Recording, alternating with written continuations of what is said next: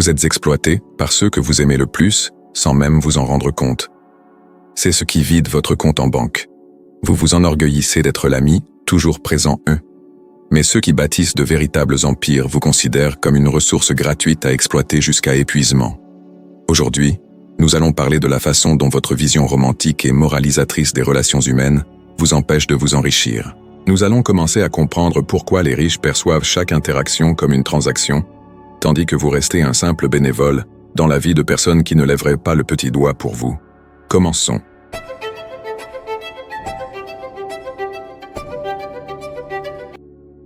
La dure réalité est que personne n'aborde autrui sans raison, consciente ou non. Le nier, c'est devenir une proie. Machiavel a magistralement observé que les hommes agissent par intérêt personnel et que la stabilité de toute alliance repose sur le besoin que chacun a encore de l'autre. Appliquer cette logique à votre vie quotidienne vous amène à réaliser que votre temps est votre bien le plus précieux. Pourtant, vous le gaspillez comme s'il était inépuisable. Vous passez des heures à écouter les plaintes de ce collègue immuable, vous gaspillez votre énergie à résoudre les problèmes de vos proches qui sèment la pagaille, et vous croyez que cela fait de vous une bonne personne.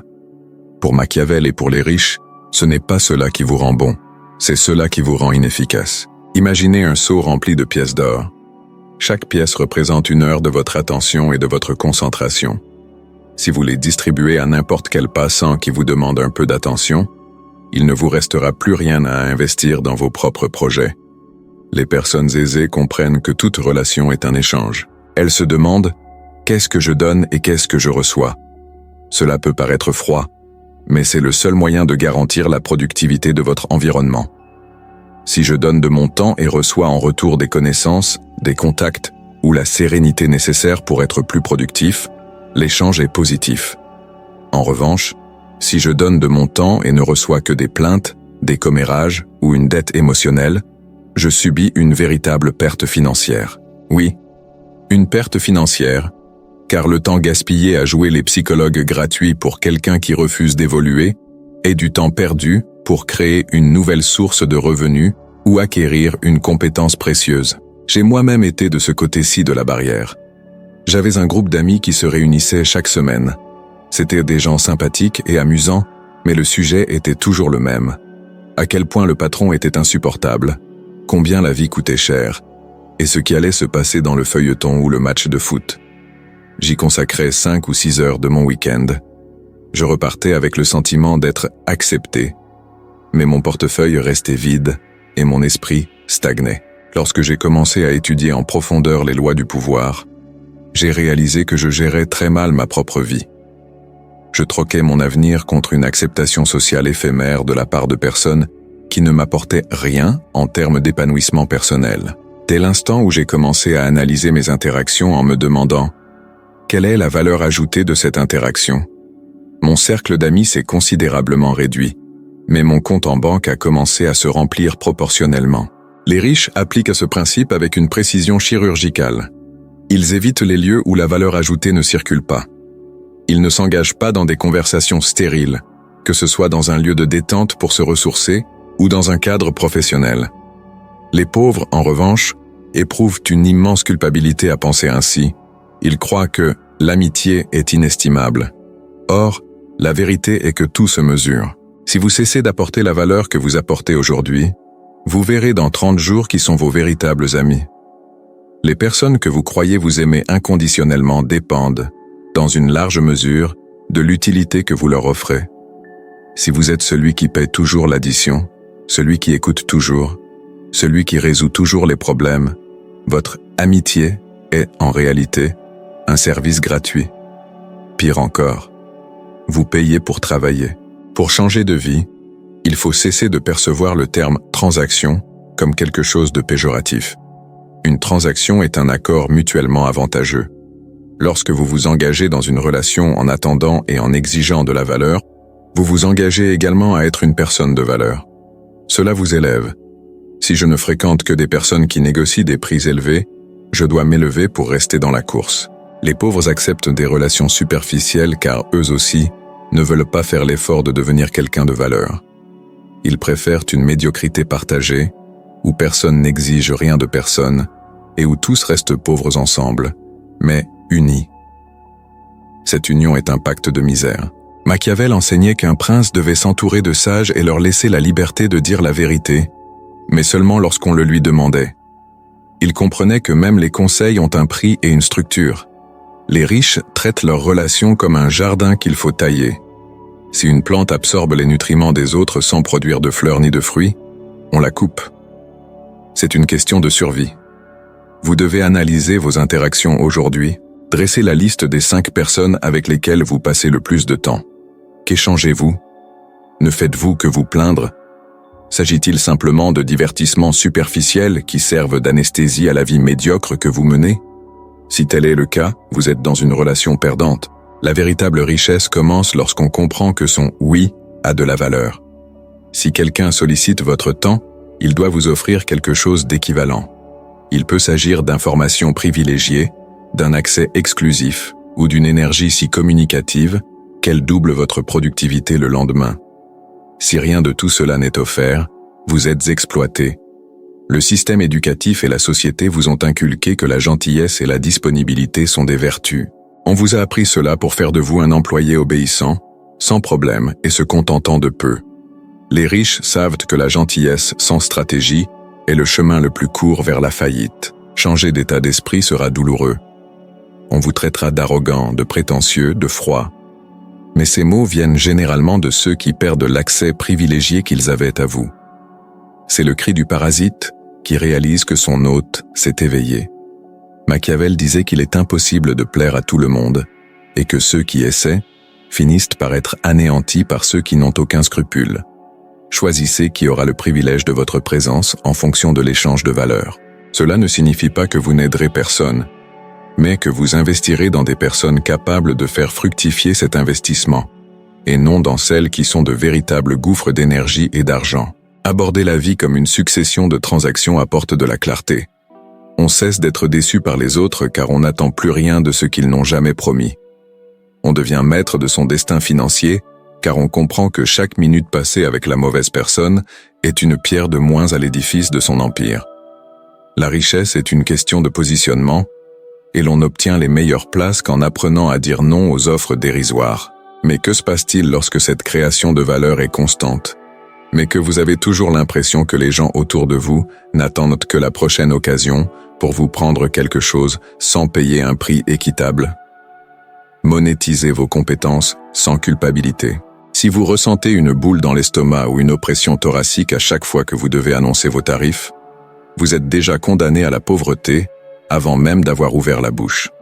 Le système vous a conditionné à avoir honte de facturer ce que vous faites bien, tandis que les riches se moquent de votre noblesse, tout en accumulant le capital que vous laissez filer.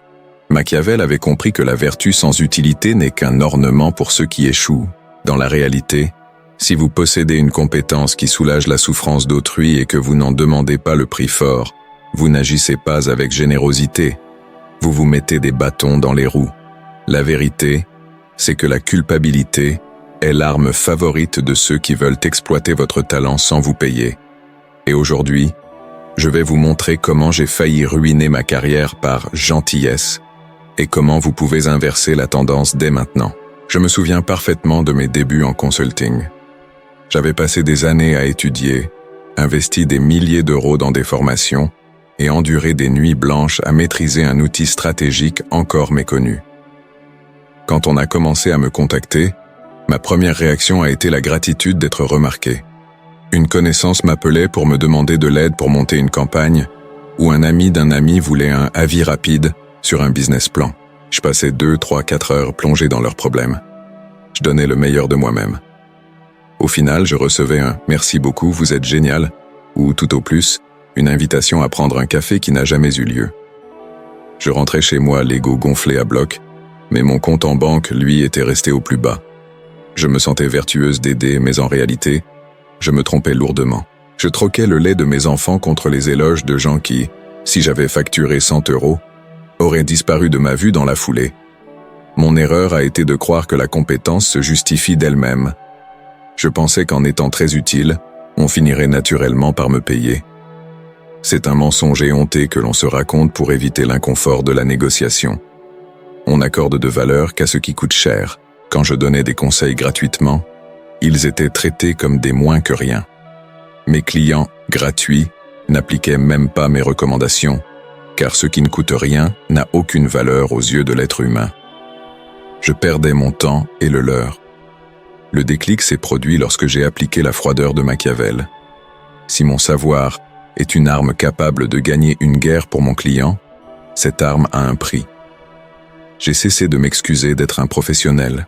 Il est essentiel de comprendre que chaque fois que vous proposez un prix bas à un ami, ou que vous acceptez de travailler gratuitement pour étoffer votre portfolio, alors que vous possédez déjà les compétences requises, vous envoyez un signal clair à l'univers.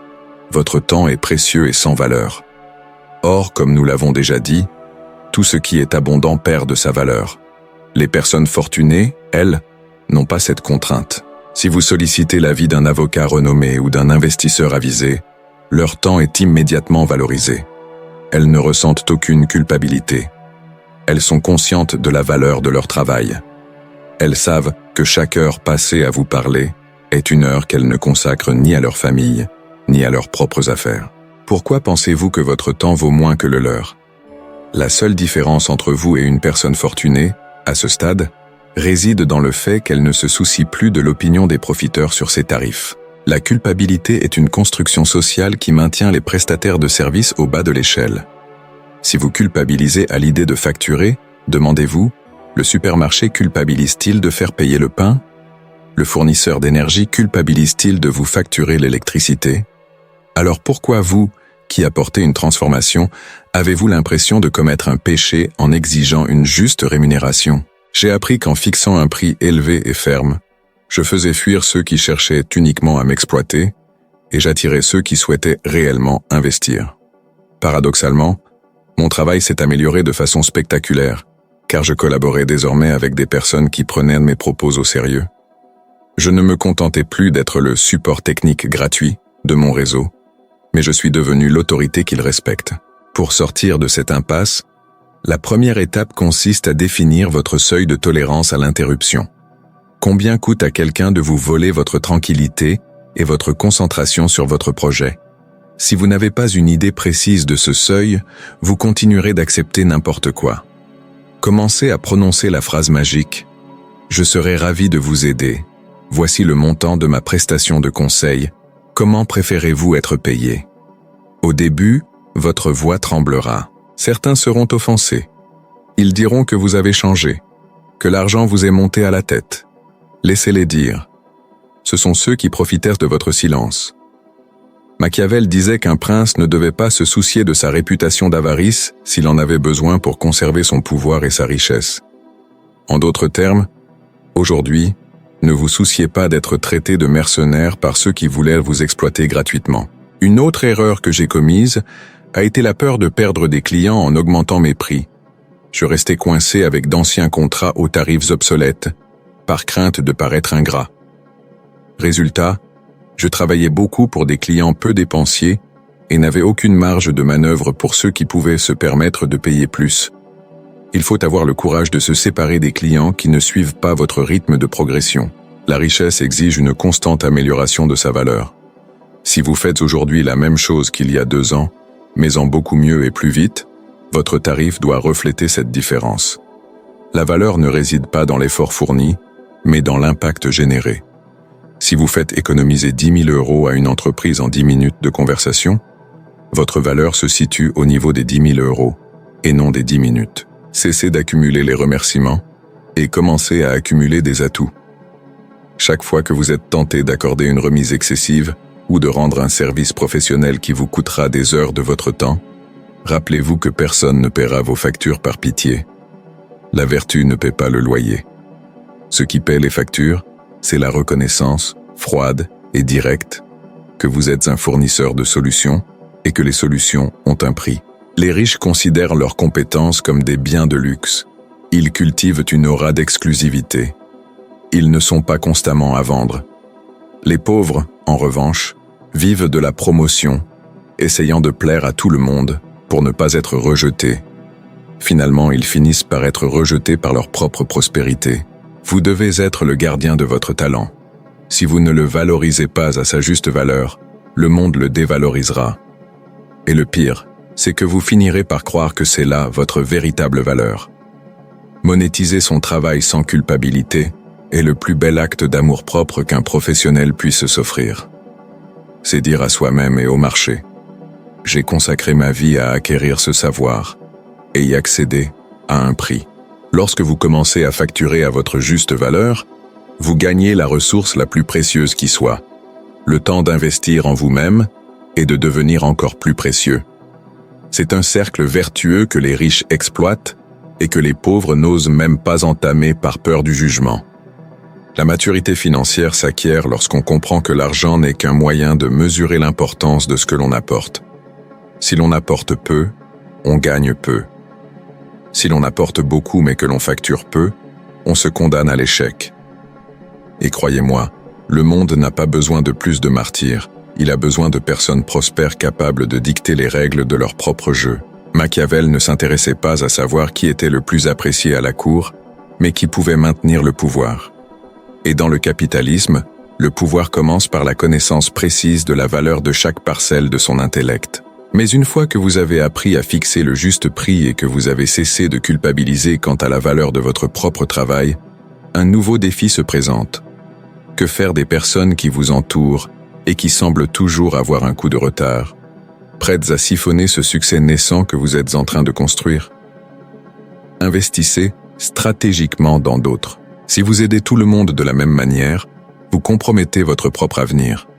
Je sais que cela peut paraître dur à entendre pour ceux qui ont été élevés dans l'idée d'être des bons samaritains, mais la réalité est que votre temps est un capital gaspillé dans des investissements à haut risque et à faible rendement. Machiavel ne perdait pas son temps avec ceux qui n'avaient ni pouvoir ni potentiel de croissance. Il concentrait ses efforts là où le retour sur investissement était garanti et l'influence décuplée. Dans le jeu de la richesse, distribuer son temps sans discernement est la meilleure façon de stagner, tandis que les riches, grâce à leur sélectivité, gravissent des montagnes d'or. Aujourd'hui, je vais vous montrer comment j'ai failli me ruiner en essayant d'aider tout le monde et comment vous devez apprendre à choisir qui mérite votre aide si vous voulez vraiment améliorer votre situation financière. Pendant des années, ma plus grande erreur a été de croire que mon aide devait être démocratique. Je recevais des dizaines de messages par semaine de personnes me demandant des conseils, des recommandations, ou simplement 5 minutes pour dissiper un doute. Par pur orgueil, sous couvert de bienveillance, je répondais à tout le monde. Je passais des heures à peaufiner des idées pour des gens qui n'avaient même pas le courage de lancer leur projet. Je recommandais des personnes que je savais paresseuses pour des postes, juste parce qu'elles étaient gentilles. Le résultat fut catastrophique. Les personnes que j'aidais, sans potentiel ni volonté d'agir, me vidaient de mon énergie et disparaissaient. Pire encore, quand j'avais besoin d'un coup de pouce ou d'une faveur stratégique, ces mêmes personnes n'avaient rien à m'offrir en retour, car elles restaient au même point. Je gaspillais mon énergie. Le déclic s'est produit lorsque j'ai observé le fonctionnement des milliardaires. Ils sont extrêmement généreux, certes, mais seulement envers ceux qui présentent un potentiel de retour sur investissement. Si un entrepreneur prospère repère un jeune homme brillant, déterminé et ambitieux, il investit du temps, du mentorat et son réseau. Pourquoi? Parce qu'il sait que ce jeune homme va s'épanouir, devenir un allié précieux et rentabiliser cet investissement grâce à de nouvelles opportunités commerciales dans 5 ou 10 ans. C'est une vision à long terme. Pendant ce temps, les plus démunis consacrent autant de temps à convaincre leurs cousins fainéants de chercher du travail. C'est jeter sa ressource la plus précieuse par les fenêtres. Pour Machiavel, un prince doit favoriser ceux qui possèdent du talent et qui peuvent renforcer son état. Si vous voulez être riche, vous devez cesser d'être l'assistant social de ceux qui ont choisi la médiocrité et commencer à être le mentor stratégique de ceux qui aspirent à l'ascension. Cela exige une certaine froideur, chose rare. Il vous faudra analyser votre entourage et vous demander: si j'investis 4 heures auprès de cette personne, quelles sont les chances qu'elle transforme cette aide en quelque chose de concret et bénéfique pour nous deux à l'avenir? Si la réponse est quasi nulle, il vaut mieux refuser. Apportez une aide concise, recommandez un livre, mais ne vous imposez pas. Votre présence est votre atout le plus précieux. J'ai commencé à sélectionner mes mentorés selon 3 critères précis. La personne, A-t-elle les compétences nécessaires pour mener à bien un projet? Possède-t-elle une personnalité qui favorise le développement personnel? Évolue-t-elle dans un environnement où elle peut devenir un élément central de mon réseau? Si elle ne remplit pas ces conditions, je reste poli. Mais bref, beaucoup diront que c'est de l'égoïsme. J'appelle cela prendre sa vie en main. Investir stratégiquement dans des personnes influentes, c'est créer un écosystème prospère. Imaginez que vous ayez aidé 10 personnes à s'enrichir ou à accéder à des postes de direction. Vous auriez alors 10 alliés puissants qui vous seraient redevables de gratitude et de respect. Si vous aidiez 10 personnes sans ambition, vous auriez 10 personnes qui continueraient à vous solliciter pour des prêts ou des services inutiles.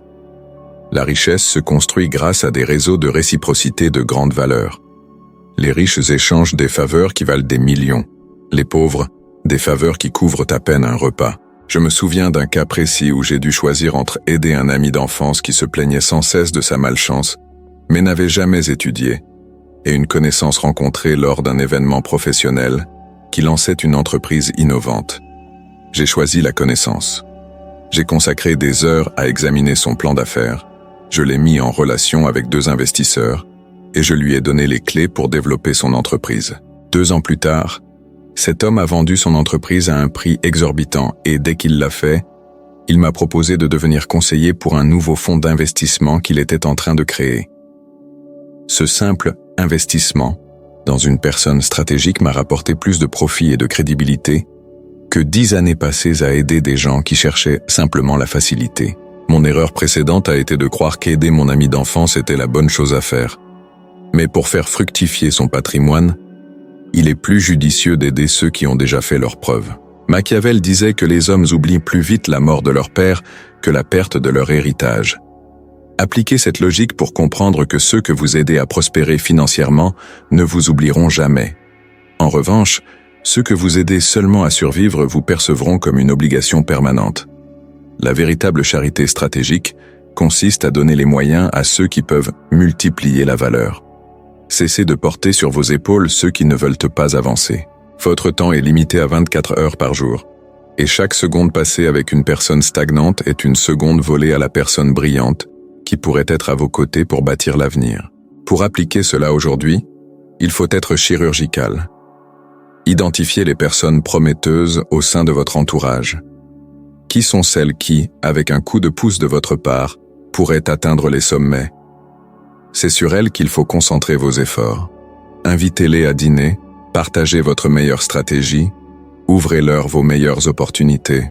Faites-le sans rien exiger immédiatement, mais en gardant à l'esprit que vous semez une forêt de chênes, et non de l'herbe qui se dessèche l'été prochain. Les personnes fortunées savent que le capital humain est l'actif le plus précieux et le plus rentable qui soit. En devenant le catalyseur de la réussite des personnes influentes, vous devenez incontournable. N'ayez pas peur d'être sélectif.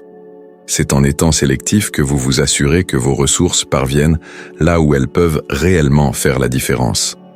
Un médecin n'opère pas tous les passants. Il se concentre sur les patients sur la table d'opération qui ont une chance de guérison. Vous devriez être le chirurgien de votre réseau. En investissant dans les bonnes personnes, vous n'êtes pas égoïste. Vous créez une force vive qui, à terme, disposera de ressources suffisantes pour aider bien plus de personnes que vous ne pourriez jamais en gérer seul en période de pénurie. Les pauvres essaient de sauver le monde les mains vides et finissent par sombrer avec ceux qu'ils ont tenté de secourir. Les riches construisent un navire, choisissent un équipage d'élite, puis décident qui embarquer. La loi de Machiavel sur l'investissement humain est claire. Entourez-vous de ceux qui vous soutiennent et investissez dans ceux qui peuvent vous défendre ou vous faire progresser. Si vous ignorez cette dynamique d'investissement humain, vous ne serez jamais qu'un tremplin vers le succès d'autrui, sans jamais gravir vos propres échelons. Commencez à considérer vos contacts comme un stratège. Qui parmi eux possède la détermination nécessaire pour réussir? C'est là que vous devriez investir votre temps. Maintenant que vous comprenez que votre cercle social et la façon dont vous investissez votre temps sont les piliers secrets de la richesse dont personne ne vous parle, vous êtes prêt à passer à l'étape supérieure. Si ce contenu vous a ouvert les yeux et vous a révélé une réalité pourtant évidente, sachez que ce n'est que le début. Il existe d'autres lois machiavéliques et d'autres stratégies de pouvoir que les riches utilisent discrètement. tandis que la plupart des gens continuent de travailler dur sans obtenir de résultats. Si vous voulez maîtriser ces règles et ne plus être exploité par le système, suivez mes conseils. Laissez un like si vous avez eu le courage d'écouter ces vérités. Abonnez-vous à la chaîne pour être parmi les premiers à découvrir les rouages du système. Et commentez « Stratège » ci-dessous si vous comptez commencer votre analyse sociale dès aujourd'hui. N'oubliez pas de regarder les autres vidéos de la chaîne qui s'affichent à l'écran, car chacune est une pièce du puzzle vers votre liberté financière. Le savoir est la seule arme que personne ne peut vous enlever, alors utilisez-le à bon escient. À bientôt pour une nouvelle vidéo.